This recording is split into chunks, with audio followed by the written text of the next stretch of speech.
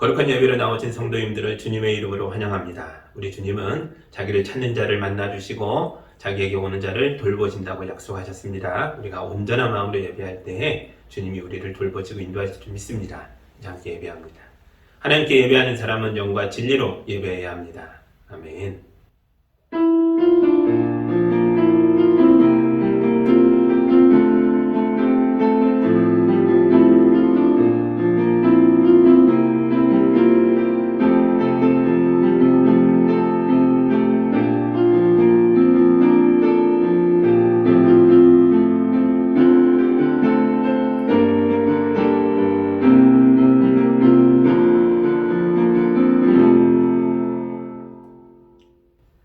사랑의 하나님 아버지, 주님의 백성이 말씀을 사모하며 아버지 앞에 나왔습니다. 이 시간 모든 가정에 성령으로 임하여 주시고 우리의 영혼을 깨끗하게 하여 주옵소서. 우리 내면에 변화가 일어나게 하셔서 말씀에 순종하며 살도록 인도하여 주옵소서. 우리의 가정이 의로운 처소가 되도록 함께하여 주옵소서. 예수님의 이름으로 기도합니다. 아멘.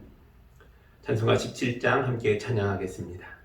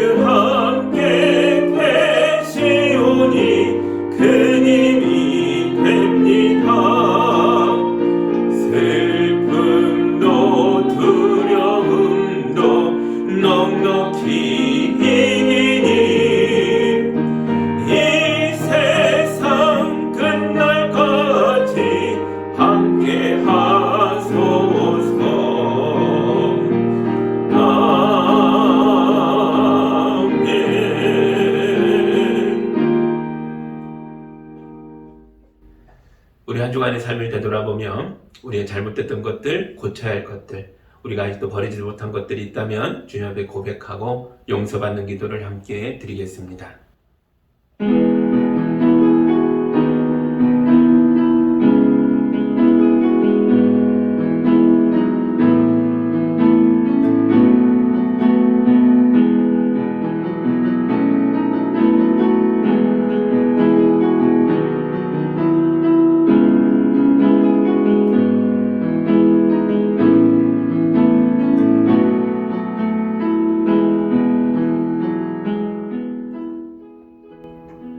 가출한 자식을 기다리며 문을 잠그지 못하는 부모의 마음으로 우리를 기다려주시는 하나님 아버지, 제 많은 우리가 아버지의 용서를 바라며 주님 앞에 나왔습니다. 성령께서 우리 마음을 두들기며 깨우쳐 주셨지만 우리가 주님의 인도하심을 무시하고 내 마음대로 행했습니다. 예수님께서 사랑의 본을 보여주셨지만 우리가 주님을 닮으려 하지 않았습니다. 아버지께서 거룩한 말씀으로 우리를 훈계하셨지만 우리는 입으로만 이해하고 뒷문으로 도망가는 못된 자녀처럼 세상으로 달려갔습니다. 주여, 우리를 불쌍히 여겨 주시옵소서. 우리를 다시 품에 안아주시고 우리의 눈물을 닦아주시며 우리에게 주님의 거룩하고 의로운 새 옷을 입혀 주옵소서. 예수님의 이름으로 기도하옵나이다. 아멘. 우리 주님 주시는 치유와 화해와 용서의 말씀을 들으시기 바랍니다. 그리스도께서 죽으신 죽음은 죄에 대해서 단번에 죽으신 것이요, 그분이 사시는 삶은 하나님을 위하여 사시는 것입니다. 이와 같이 여러분도 죄에 대해서는 죽은 사람이요 그리스도 예수 안에서 살아있는 사람이 되어야 합니다. 아멘. 용서받은 참된 예배자로서 사도신경으로 우리의 신앙을 함께 고백하겠습니다. 나는 전능하신 아버지 하나님, 천지의 창조주를 믿습니다. 나는 그의 유일하신 아들 우리 주 예수 그리스도를 믿습니다. 그는 성령으로 잉태되어 동정녀 마리아에게서 나시고 본디오 빌라도에게 고난을 받아 십자가에 못 박혀 죽으시고 장사된 지 사흘 만에 죽은 자 가운데서 다시 살아나셨으며 하늘에 오르시어 전능하신 아버지 하나님 우편에 앉아 계시다가 거기로부터 살아있는 자와 죽은 자를 심판하러 오십니다. 나는 성령을 믿으며 거룩한 공교회와 성도의 교제와 죄를 용서받는 것과 몸의 부활과 영생을 믿습니다. 아멘. 찬송가 386장 함께 찬양하겠습니다.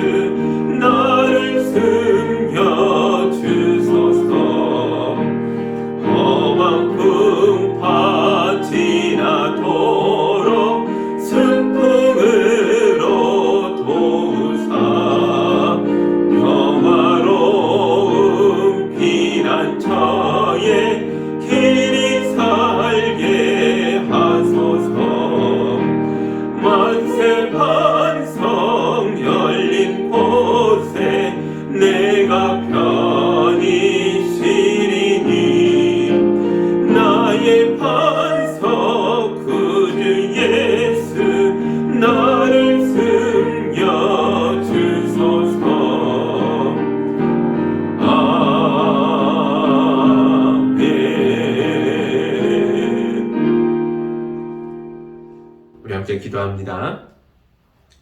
사랑의 하나님 아버지, 이 땅에 전쟁과 난리의 소문이 끝이 없이 일어나고 있습니다. 이 험한 세상 속에서 우리 성도들을 보호하여 주옵소서. 러시아의 침공으로 나라의 붕괴 위기까지 몰린 우크라이나의 백성들을 불쌍히 여겨 주옵소서. 한 나라가 풍년등화처럼 위태로운데 세상의 모든 나라들이 팔짱을 끼고 이의 득실을 따지고 있습니다. 이게 우리가 살아가는 냉혹한 현실입니다. 주여, 비록 우리는 연약하지만 이 시간 우리가 우크라이나를 위하여 기도합니다. 주님이 나서 주셔서 폭탄과 화염의 불길 속에서 고통받고 있는 백성들을 구원하여 주옵소서. 우리나라도 매일 전쟁의 위기를 겪고 있는 나라입니다. 주여, 대한민국을 보호하여 주시옵소서. 이 땅에 다시는 전쟁이 일어나지 않도록 도와주시옵소서. 우리 자녀들이 전쟁터에 끌려가서 서로 죽고 죽이는 일이 일어나지 않도록, 우리 가정이 파괴되고 무너지는 일이 일어나지 않도록 이 땅의 지도자들이 정신 차리고 나라와 민족을 위하여 전쟁을 예방하고 억제하는 일에 최선을 다해 봉사하게 하여 주옵소서. 오미크론의 확산세가 너무 빨라서 방역당국이 따라잡지 못하고 있습니다. 주여, 방역모범국가를 작처하며 오만했던 우리를 불쌍히 여겨 주옵소서. 면역력이 약해진 우리 어르신들을 보호해 주시고 백신을 맞지 않은 우리 어린 아이들을 보호하여 주옵소서. 하루빨리 집단 면역에 도달하여서 바이러스의 공포에서 벗어나 자유롭게 생활할 수 있도록 도와주시옵소서. 주님, 우리 성도들의 일터를 지켜주옵소서. 성도들의 땀과 노력을 축복하시고 수학의 기쁨과 보람이 가득한 인생을 살도록 인도하여 주옵소서. 새학기를 준비하고 맞이하는 학생들과 함께하여 주옵소서. 좋은 친구들을 많이 사귀고 즐겁고 신나는 학교 생활을 할 수 있도록 인도하여 주옵소서. 우리가 파송한 선교사님들을 강건하게 붙들어 주셔서 주님의 복음이 널리 선포되며 많은 열매를 맺게 하여 주옵소서. 우리와 함께 하시며 우리를 사랑으로 인도하시는 예수 그리스도의 이름으로 기도하옵나이다. 아멘.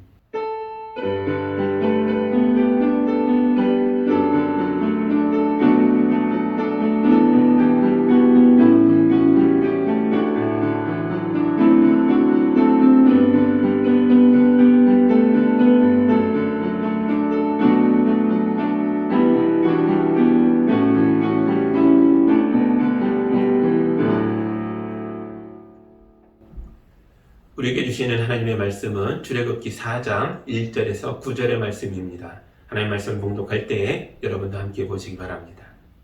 그러나 모세는 이렇게 말씀을 드렸다. 그들이 저를 믿지 않고 저희 말을 듣지 않고 주님께서는 너에게 나타나지 않으셨다 하면 어찌합니까?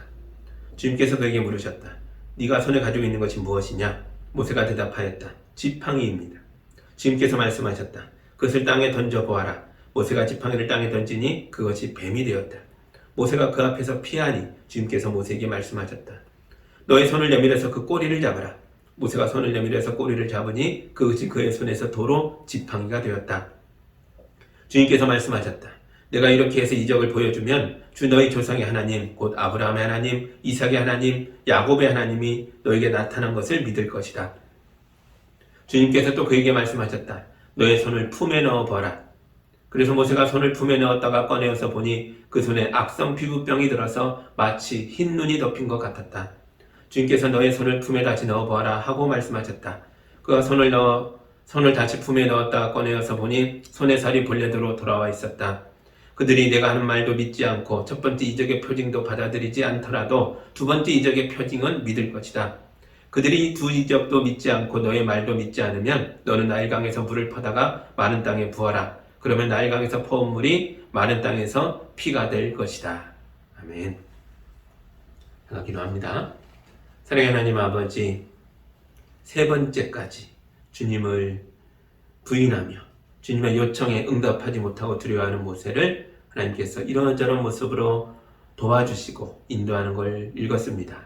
이제 이 말씀을 나눌 때에 우리 삶 속에도 이 사랑의 손길이 느껴지게 하여 주셔서 이 험한 세상, 두려움에 있는 우리가 주님의 손 붙잡고 일어나 두려움을 깨치고 담대하게 나아가 승리의 삶을 살도록 도와주시옵소서. 예수님의 이름으로 기도합니다. 아멘. 지난주에 우리는 하나님께서 자기의 영원한 이름을 우리에게 주신다 하는 것을 배웠습니다. 하나님이 광야의 모세를 찾아가셔서 모세의 하나님이 되어주셨습니다. 그리고 모세에게 이렇게 말씀합니다. 모세야, 나와 함께 들어가자. 내가 히브리 노예들에게 가서 그들의 하나님이 되어주어야 하겠다. 여러분, 우리 하나님은 가만히 계시는 분이 아니십니다. 하나님은 언제나 고난에 처해 있는 사람들에게 가까이 다가오셔서 그들의 하나님이 되어주시는 분이십니다. 오늘날 우리에게도 어려움이 있고 그 어려움에 우리가 눌려 살고 있다면 주님이 우리에게 가까이 오셔서 저와 여러분의 하나님이 되어주시는 줄 믿습니다. 아멘. 그러나 모세는 아직도 이집트에 가는 걸 두려워하고 있습니다. 그래서 이집트로 가라는 하나님의 요청을 또 거절합니다. 벌써 세 번째 거절입니다. 오늘 본문 4장 1절 봅니다. 그러나 모세는 이렇게 말씀드렸다. 그들이 저를 믿지 않고 저의 말을 듣지 않고 주님께서는 너에게 나타나지 않으셨다 하면 어찌합니까? 지금 모세가 하는 말은 질문이라기보다는 사실 확신에 더 가까운 내용입니다. 그들이 저를 믿지 않을 겁니다. 저의 말도 듣지 않을 겁니다. 하나님이 보내서 왔다고 말해도 저들은 믿어주지 않을 겁니다. 모세가 하나님께 부정적인 말들을 쏟아내고 있는 거죠. 지금 모세는 불이 붙은 채로 타지 않고 멀쩡하게 서 있는 떨기나무를 보고 있습니다. 기적의 현장을 자기 눈으로 보는데도 모세가 부정적이었다는 거죠. 이미 하나님께서 모세에게 그들이 너의 말을 들을 것이다 라고 선포해 주셨습니다. 그런데 그 음성을 하나님의 놀라운 확신의 약속을 자기 귀로 들으면서도 여전히 부정적입니다. 이런 모세가 답답하시죠? 만약 성질이 급한 분이 현장에 있었다면 모세의 등짝을 후려치면서 그냥 가겠다고 해! 이렇게 다그치셨을지도 모릅니다. 그러나 여러분, 우리 하나님은 모세를 다그치지 않으십니다. 왜냐하면 우리 하나님은 모세가 상처가 많은 사람이라는 걸 알고 계셨기 때문입니다. 상처가 많은 사람은 의심이 많을 수밖에 없습니다. 또다시 상처받고 싶지 않으니까 계속 의심하는 거죠. 40년 전에 모세는 자기 진심을 꺼내서 시브리 노예들에게 보여준 적이 있습니다. 그러나 모세의 진심은 인정받지 못하고 배신당했죠. 광야로 도망친 모세는 40년을 양치기로 살면서 과거 따위는 다 잊고 살았습니다. 그러나 하나님께서 모세에게 오셔서 이집트로 가자 하셨을 때 다 잊었다고 생각했던 과거의 기억과 상처와 고통이 모세 안에서 고스란히 되살아났습니다. 죽을 만큼 아팠던 그때의 기억들이 사라진 게 아니라 모세 안에 가장 깊은 곳에 웅크린 채 숨어 있었던 거죠. 상처가 많은 사람은 금이 가 있는 유리 그릇과 비슷합니다. 이런 사람을 등짝을 후려치며 다그치면 어떻게 되겠습니까? 깨져버리는 거죠. 그 사람만 깨지지 않습니다. 상처 많은 사람이 깨질 때 관계가 깨지면서 함께 상처를 입는 거죠. 그래서 우리 하나님도 모세를 아주 살살 다루고 계십니다. 하나님이 답답한 사람을 참고 또 참아주고 계십니다. 여러분, 앞으로 모세는 위대한 지도자가 될 것입니다. 모세는 히브리 노예들의 영도자가 되어 그들을 위하여 이집트와 맞서 싸워 승리하고 그들을 마침내 하나님 나라로 데려갈 것입니다. 그러나 모세가 처음부터 이렇게 멋진 사람이 아니었다는 것을 기억하시기 바랍니다. 그는 상처가 많은 사람이었고 의심이 많은 사람이었고 두려움에 사로잡혀 있었고 하나님의 음성과 하나님의 기적을 보고 들으면서도 주저했던 사람입니다. 부정적인 말을 쏟아냈던 사람입니다. 하나님이 무한한 인내심으로 모세를 참아주시고 기다려주시고 돌보셨기 때문에 실패와 배신의 경험으로 상처투성이었던 모세가 마침내 위대한 사람으로 성장한 것이죠. 자녀를 키우는 부모님들은 하나님의 이런 인내를 배우셔야 합니다. 어떤 부모님들은 자녀들을 강하게 키우겠다고 등짝을 후려치며 다그치기도 하는데요. 여러분, 그런다고 해서 우리 자녀들이 강해지는 게 아닙니다. 제가 에베소서 6장에 있는 말씀을 읽어드리겠습니다. 또 아버지 되니 여러분의 자녀를 노엽게 하지 말고 주님의 훈련과 훈계로 기르십시오. 아멘. 부모와 자녀가 화가 난 감정을 가지고 서로 싸우게 되면 둘 사이의 관계가 부서져 버립니다. 그리고 한번 부서진 관계는 다시 회복하기가 너무 어렵습니다. 그러니까 아무리 화가 나더라도 결코 관계가 부서질 때까지 싸우면 안 됩니다. 여러분의 가치관으로 자녀들을 다그치면 자녀들의 화만 돋굴 뿐입니다. 젊은이들은 눈앞에 있는 모든 것에 도전하면서 앞으로 나아가야 하는 사람들입니다. 그러므로 부모는 적당한 순간에 자녀들에게 양보하며 때로는 져주기도 해야 하는 겁니다. 이게 지혜로운 부모입니다. 오늘 여러분이 모세를 기다려주는 하나님의 인내를 보셨다면 이걸 가지고 자녀들에게 인내를 가르치기 전에 여러분이 먼저 하나님의 인내를 배우셔야 합니다. 주님의 말씀으로 자녀를 훈계하고 양육하기 전에 내가 먼저 그 말씀을 깨닫고 붙잡고 교훈받고 변화되어야 한다는 거죠. 나는 하지 않으면서 너는 말씀을 따르라. 이 어폐가 있는 말이 아니겠습니까? 부모가 먼저 하나님의 훈련생이 되어서 주님의 훈련과 훈계를 받아야 합니다. 그래야 우리 자녀들을 주님의 말씀으로 양육할 수 있습니다. 여러분의 자녀들이 주님의 말씀 안에서 잘 성장하여서 마침내 모세처럼 한 시대를 이끌어가는 위대한 인물들로 거룩하게 성장하게 되기를 주님의 이름으로 축복합니다. 아멘. 그런데 여러분, 부부관계도 그렇습니다. 베드로전서 3장에 있는 말씀을 읽어드리겠습니다. 남편이 된 여러분, 이와 같이 여러분도 아내가 여성으로서 자기보다 연약한 그릇임을 이해하고 함께 살아야 합니다. 그리고 생명의 은혜를 함께 상속받을 사람으로 알고 존중하십시오. 그리해야 여러분의 기도가 막히지 않을 것입니다. 아멘. 남편은 자기 아내가 연약한 그릇이라는 것을 알아야 한다는 겁니다. 남편이 아내를 무시하고 험한 말을 하고 심으로 찍어 누르고 지배하려고 하면 연약한 그릇인 아내의 마음에 상처가 나고 결국 부부관계도 깨져버리는 거죠.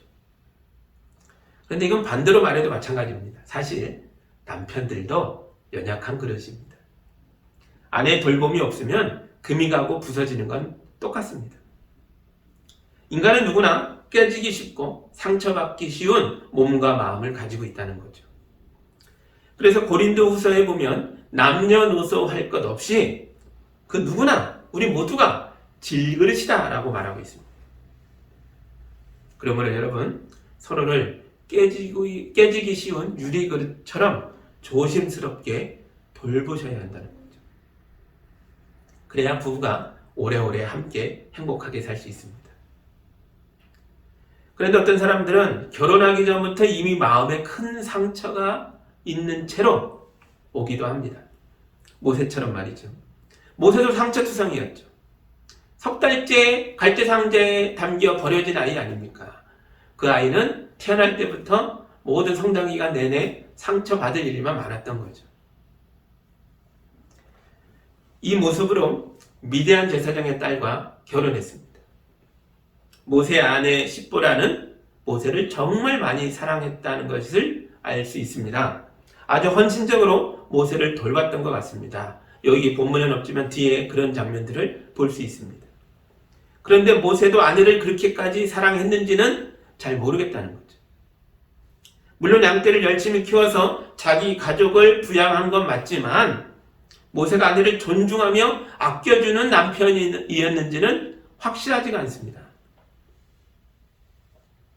부부관계에 금이 간 사람들을 보면 눈앞에 보이는 문제 때문에 관계가 틀어지는 것이 아니라 사실은 더 깊이 숨어있는 상처 때문인 경우가 많습니다. 결혼을 하기 전부터 있던 상처들이 치유되지 못한 채로 내 배우자 안에 숨어있다가 갑자기 튀어나와서 우리 가정을 깨뜨릴 수도 있다는 거죠. 모세 가정도 모세 상처 때문에 여러 가지 문제들이 있었을 겁니다. 40년이 지났는데도 모세 상처는 전혀 아물지 않은 채로 크게 벌어져 있었습니다. 무엇을 할 수 있습니까? 하나님께서 이 상처를 치유하시려고 호흡 불면서 살살 만져주고 있는데 그러자 모세가 너무 아파서 펄쩍 뛰며 난리가 났지 않습니까? 거절하고 반대하고 부정적이고 계속 튀어나옵니다. 하나님 앞에서도 참지 못할 만큼 아픈 상처인데 이걸 아내가 건드렸다면 그때 이 가정에 무슨 일이 있었겠습니까? 십보라는 평소 자상하고 온유했던 남편이 갑자기 무섭게 화를 내고 상처가 되는 말이나 행동을 하는 걸 보면서 무서웠을 거고 화가 났을 거고 그녀의 몸과 마음에도 큰 상처가 생겼을 겁니다. 그래서 깨진 부부관계를 다시 회복하고 싶다면 먼저 자기 내면의 오래된 상처부터 치료받아야 한다는 겁니다. 가장 좋은 건 결혼하기 전에 미리미리 상처를 치료하고 건강한 몸과 마음으로 결혼하면 좋았겠죠. 그러나 이렇게 결혼한 부부가 과연 몇 쌍이나 있겠습니까?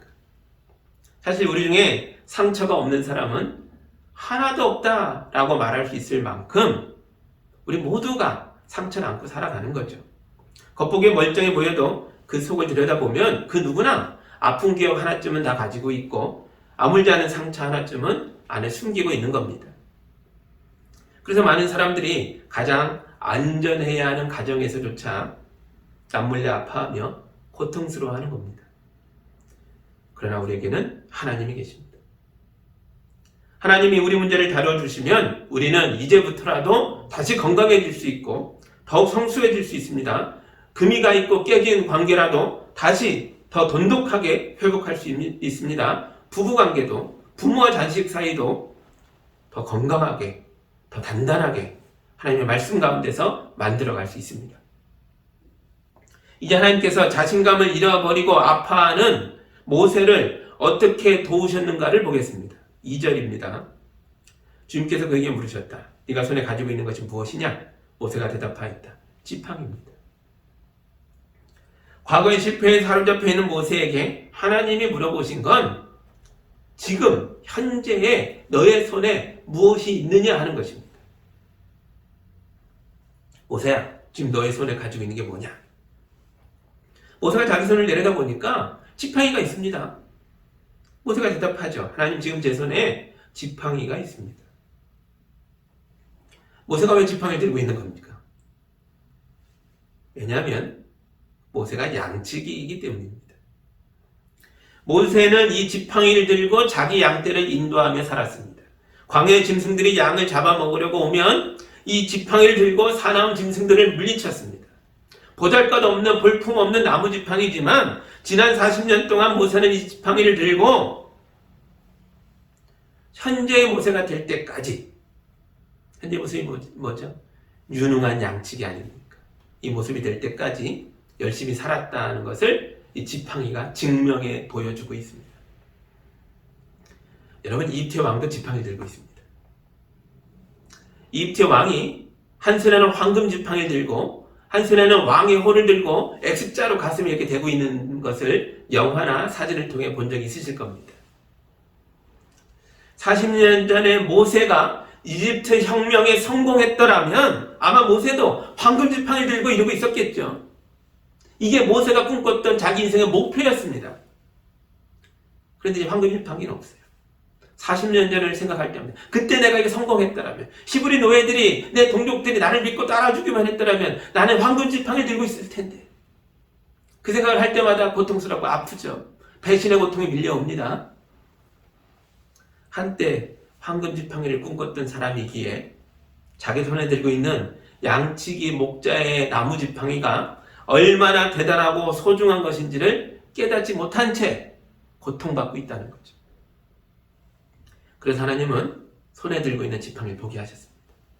지팡이는 모세가 꽤 괜찮은 양치기다라는 걸 증명하고 있습니다. 지팡이는 모세가 지난 40년 동안 광야에서 이 험한 세상에서 실패하지 않고 열심히 살아서 오늘에까지 이르렀다는 걸 잘 보여주고 있습니다. 지팡이는 모세가 매일매일 작은 성공들을 쌓아 올리며 살았다는 걸 깨닫게 해주고 있습니다.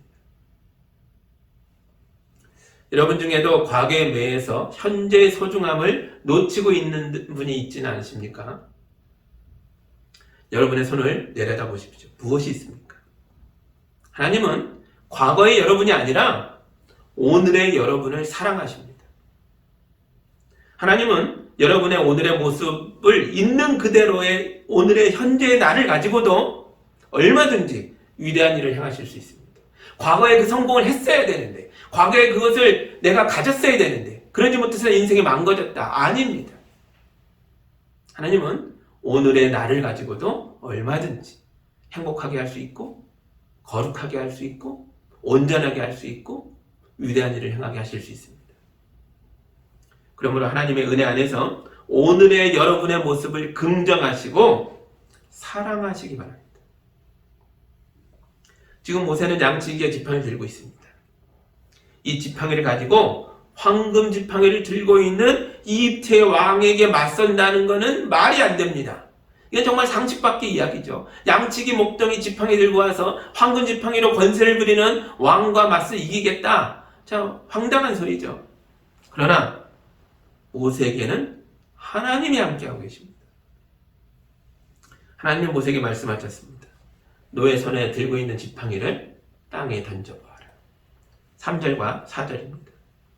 주님께서 말씀하셨다. 그것을 땅에 던져보아라. 모세가 지팡이를 땅에 던지니 그것이 뱀이 되었다. 모세가 그 앞에서 피하니 주님께서 모세에게 말씀하셨다. 너의 손을 내밀어서 그 꼬리를 잡아라. 모세가 손을 내밀어서 꼬리를 잡으니 그것이 그의 손에서 도로 지팡이가 되었다. 아멘. 여러분 손에 황금 지팡이가 있어야 거룩한 일을 하고 놀라운 일을 하고 기적을 일어나게 하고 그런 게 아니라는 거죠. 하나님은 여러분의 손에 있는 평범한 양치기의 지팡이로도 얼마든지 놀라운 일을 행하실 수 있습니다. 그러나 하고 많은 기적 중에 왜 하필 뱀일까요? 왜냐하면 이 뱀이 바로 이집트 왕의 상징이기 때문에 그렇습니다. 이집트 왕은 멋진 옷을 입고 화려한 왕관을 쓰고 있는데요. 그 왕관에 뭐가 붙어 있습니까? 영화나 사진에서 봤죠? 코브라가 붙어 있습니다. 뱀이 붙어 있죠. 이 멋진 코브라, 황금으로 만들어서 왕관에 붙어 있는 이 코브라를 우라에우스라고 부릅니다. 왕의 수호신입니다. 하나님은 모세로 하여금 뱀의 꼬리를 잡게 함으로써 그리고 그 뱀이 다시 지팡이로 변하는 걸 체험하게 하심으로써 하나님이 모세를 통하여 이집트 왕을 꼼짝 못하게 할 것이다. 이집트 왕의 수호신이 아무것도 아니다라는 것을 깨닫게 하고 계시는 겁니다. 그때 하나님이 이 기적을 이스라엘 사람들에게 보여주어라. 그러면 그들이 믿을 것이다 라고 말합니다. 5절이죠. 주님께서 말씀하셨다. 네가 이렇게 해서 이적을 보여주면 주 너희 조상의 하나님 곧 아브라함의 하나님 이삭의 하나님 야곱의 하나님이 너에게 나타난 것을 믿을 것이다. 아멘.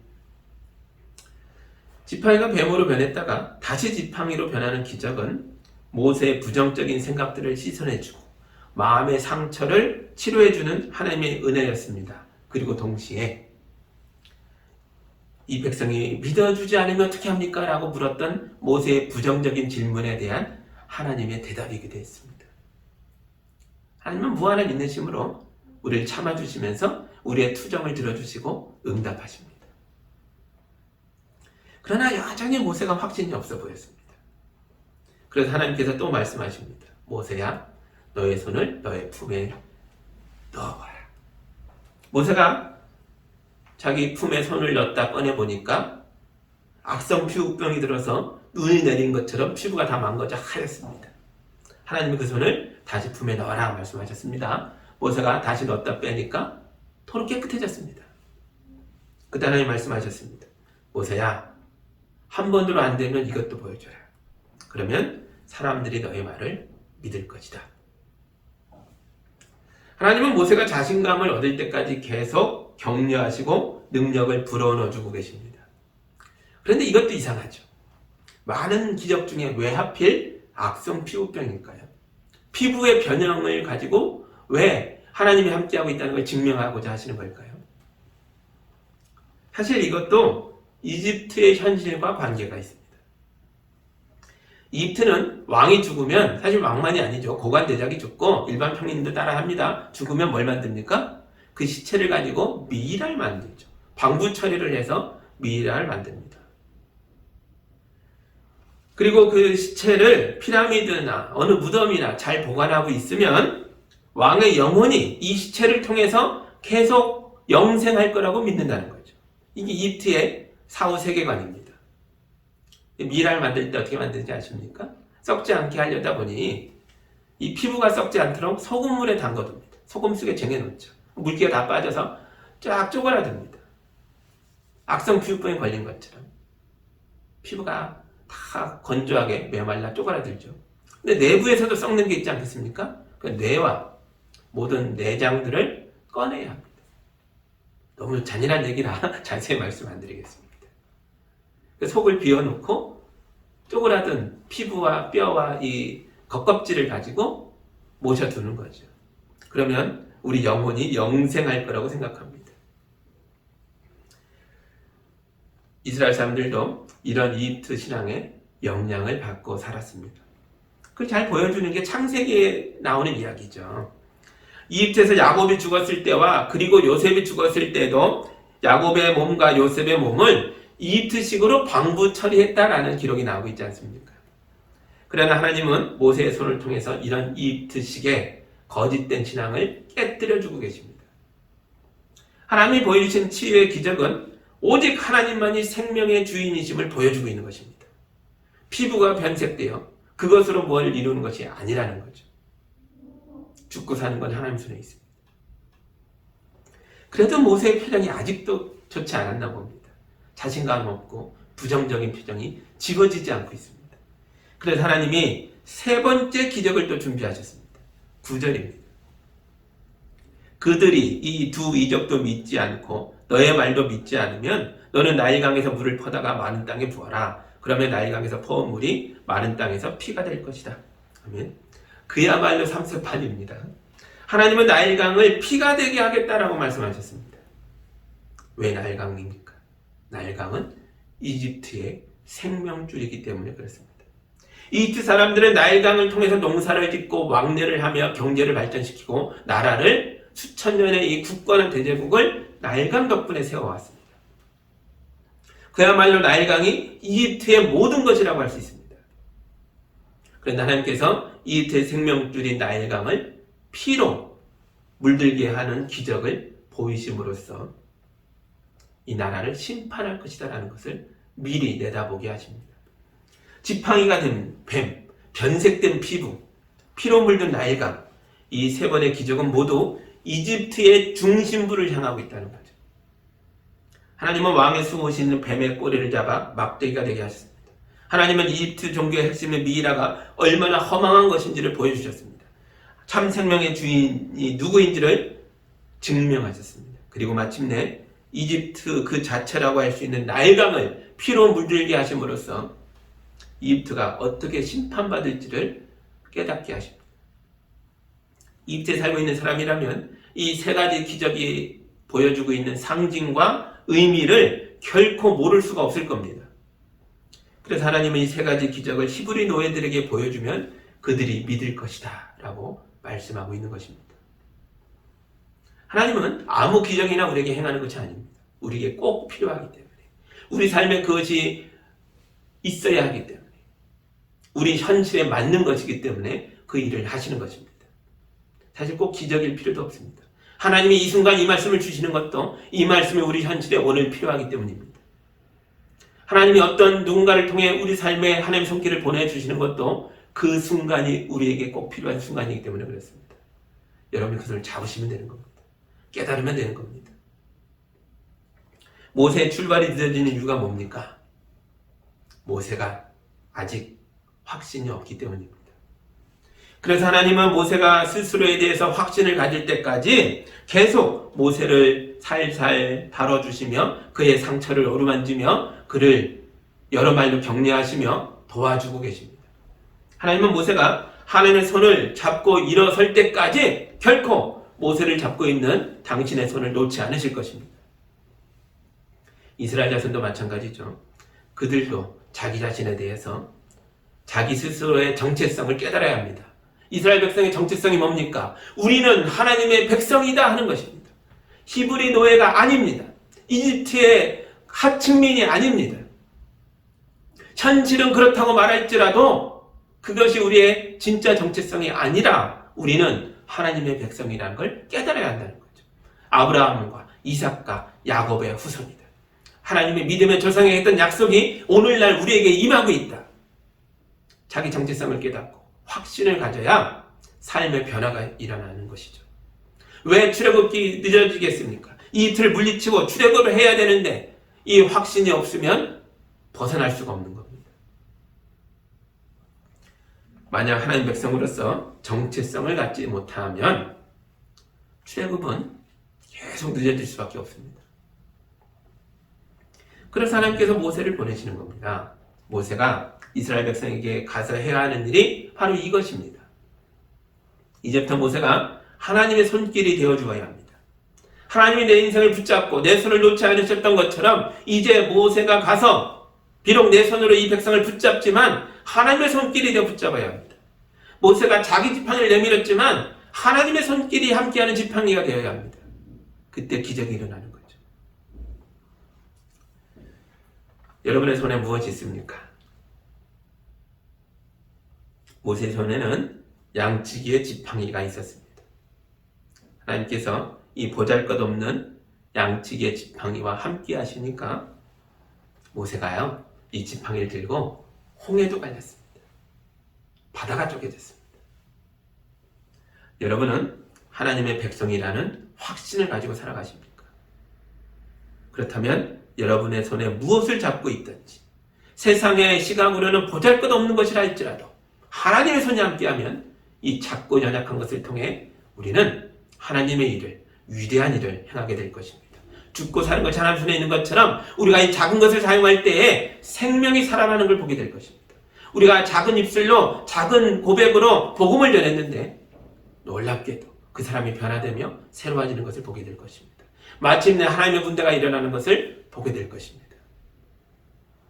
우리 가정과 우리 교회와 우리 이웃을 악에서 보호하고 하나님의 나라로 인도하시는 거룩한 일에 우리 자신이 오늘의 내가 쓰임받게 될 줄 믿습니다. 이게 우리 교회의 사명이기도 합니다. 저와 여러분은 우리 자신의 정체성을 분명히 해야 합니다. 우리 교회는 어떤 교회인가? 하나님의 손길이 우리를 붙잡고 있다고 믿으셔야 합니다. 우리 자신이 하나님의 손길이 되어야 합니다. 비록 우리 손에는 지팡이같이 보잘것없는 것을 쥐고 있는지는 모르나 하나님의 손이 우리와 함께하기에 우리는 지팡이로 이 틀을 물리치고 홍해를 가르게 될 줄 믿습니다.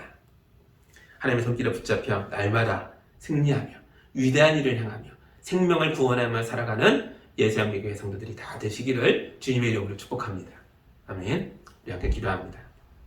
사랑의 하나님 아버지 감사합니다. 우리 안에 상처가 있습니다. 과거의 실패가 지워지지 않은 기억으로 오늘도 나를 괴롭히고 있습니다. 주여, 모세에게 오셔서 그를 치료하시고 위대한 지도자로 세우셨던 하나님, 내 인생에 찾아오셔서 우리를 만져주시고 깨닫게 해주시고 과거를 잊게 해주시고 오늘의 현실에서부터 하나님 손 붙잡고 앞으로 나아갈 수 있도록 인도하여 주옵소서. 주신 말씀을 아멘하고 성도들이 받았습니다. 말씀 붙잡고 일어나서 하나님 손으로 능력을 행하며 살아갈 수 있도록 도와주시옵소서. 우리 성도들의 삶을 통해 성도들의 가정과 일터와 삶에서 마주치는 이웃들을 구원하게 하여 주옵소서. 예수님의 이름으로 기도합니다. 아멘.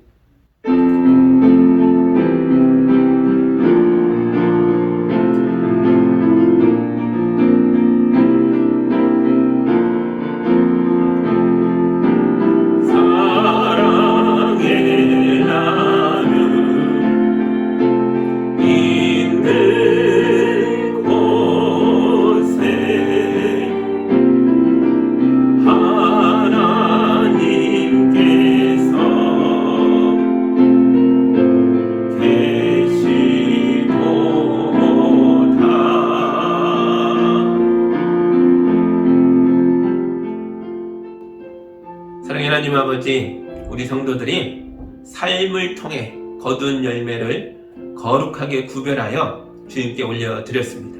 이 귀한 예물이 하나님 손길에 붙잡힌 모세의 지팡이처럼 거룩하게 쓰이게 하여 주셔서 주님의 몸된 교회가 든든히 서가게 하여 주시고 우리 이웃에 고통당하는 자들을 눈물을 닦아주며 손을 잡아주며 그들을 일으켜 세우는 데에 쓰임받게 하여 주옵소서. 또한 우리 성도들의 물질만이 아니라 성도들의 건강과 삶도 축복하여 주셔서 이 험한 세상에서 믿음으로 일어나 담대하게 나아갈 수 있도록 도와주시옵소서. 성도들이 행진할 때에 어둠이 물러가게 해주시고, 성도들이 손을 펼칠 때에 기적이 일어나게 해주시고, 성도들이 기도할 때에 은혜가 넘쳐 흐르게 하여 주옵소서. 예수님의 이름으로 기도하옵나이다. 아멘.